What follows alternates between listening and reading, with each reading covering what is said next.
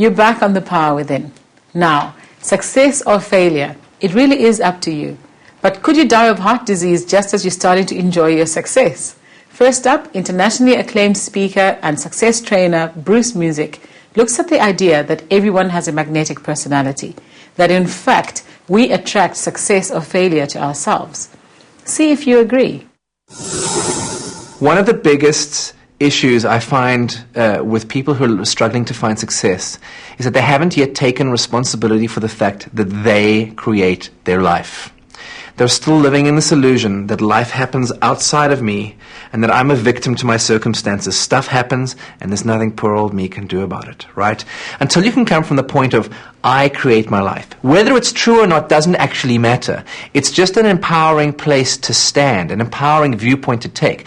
If you can come from the viewpoint of, I created my life, I put myself in this circumstance, and now I have a choice as to how I respond to it, you can start to create a new life with new results.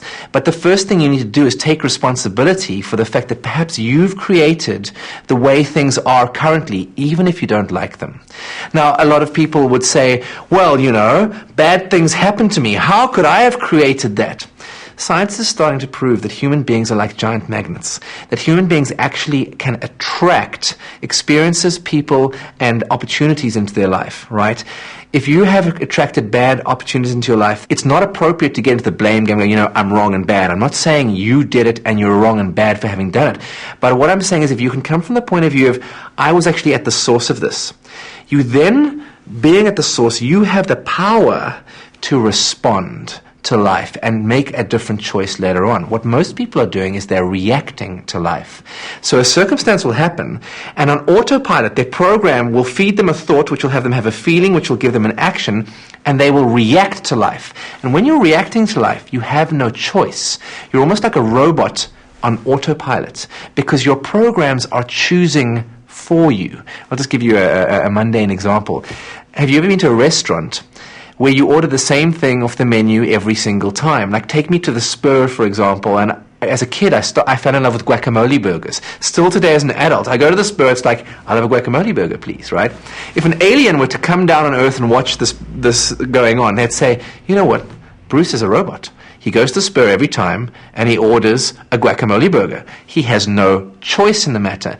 And the alien would be right. I don't have any choice in the matter until I'm aware.